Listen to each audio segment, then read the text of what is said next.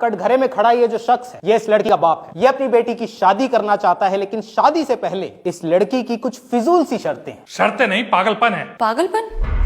लाखों करोड़ों रुपया लोग शादियों में खर्च करते हैं, क्या वो पागलपन नहीं है? पिता अपनी घर की लक्ष्मी दे और दहेज भी, क्या ये पागलपन नहीं है? एक तरफ हम अन्न को पूजते हैं और दूसरी तरफ उसी अन्न को कचरे के डब्बे में डालकर उसका अनादर करते हैं, उसकी बर्बादी करते हैं, क्या ये पागलपन नहीं है? शादी शादी ना होकर एक स्टेटस सिंबल बन गया है। जिसके पास जितना पैसा उतनी पैसे की बर्बादी। लाखों रुपया शादियों में खर्च कर देंगे, लेकिन वहीं अगर आपकी शादी में एक गरीब आदमी आकर खाना खाता हुआ पकड़ा जाए तो उसे मार पीट कर इतना जलील किया जाता है कि मानो आपकी 4 चांद लगी शादी में उसने एक धप्पा लगा दिया। ऐसी शादी को मैं शादी नहीं मानती हूँ जज साहब। इसलिए शादी के लिए मेरी अपनी कुछ शर्तें हैं। क्या शर्तें हैं तुम्हारी? शादी में दहेज ना दिया जाए। लेकिन दहेज तो लड़के वालों ने मांगा ही नहीं है जज साहब। AC, cooler, TV, washing machine, 5 lakh रुपए और एक गाड़ी, ये सब क्या है पापा? ये सब बेटी हम तुझे दे रहे हैं, लड़के वालों को नहीं। ये आप इसीलिए कह रहे हैं ताकि समाज आपको ये ताने ना दे कि आपने खाली हाथ अपनी बेटी ससुराल भेज दी। और क्या शर्तें हैं तुम्हारी? शादी के कार्ड ना छपवाए जाएं। तो लोगों को शादी में कैसे बुलाया जाएगा? केवल घर परिवार के लोग ही शामिल हो और उनके लिए कार्ड छपवाने की कोई जरूरत नहीं है। उनको न्योते और भी तरीकों से भेजे जा सकते हैं। और क्या शर्तें हैं तुम्हारी? शादी किसी बैंक्वेट हॉल में ना कराई जाए, किसी मंदिर या साधारण से आश्रम में हो। इसकी कोई खास वजह? वजह सीधी है जज साहब। बैंक्वेट हॉल में डीजे होता है, वहां पर लोग नाचते हैं, गाते हैं, शराब पीते हैं और लड़ाई झगड़े करते हैं।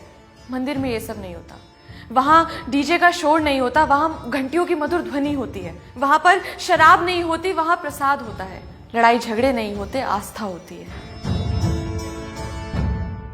और अगर आप मेरी इन बातों से सहमत है तो मैं अपनी आगे की शर्तें आपको बताना चाहूंगी। बताओ। खाना बिल्कुल साधारण हो और गरीबों को भी खिलाया जाए।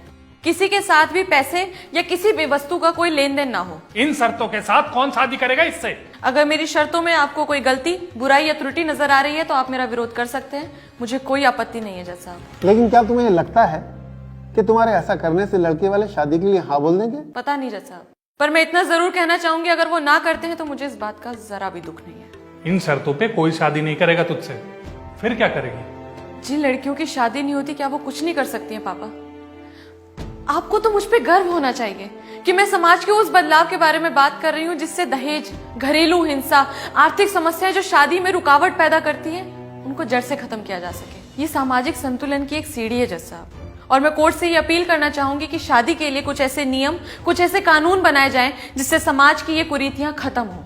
पहले भी लोगों ने सामाजिक व्यवस्था को बदलने के प्रयास किए हैं और उन्हें पागल घोषित कर दिया गया, पर आज उन्हीं प्रयासों को, उन्हीं बदलावों को सही ठहराया गया है। शायद, हो सकता है मैं भी उन पागलों में से एक हूं जज साहब। That's all my Lord. तमाम दलीलों को मद्देनजर रखते हुए ये अदालत इस नतीजे पर पहुंची है कि लड़की बालिग है और लड़की की मर्जी के बिना माँ बाप उसकी शादी नहीं कर सकते। रही बात शर्तों की, तो वो विचाराधीन है। न्यायकर्ता उस पर बैठक करेंगे और निर्णय लेंगे। अदालत बर्खास्त की जाती है।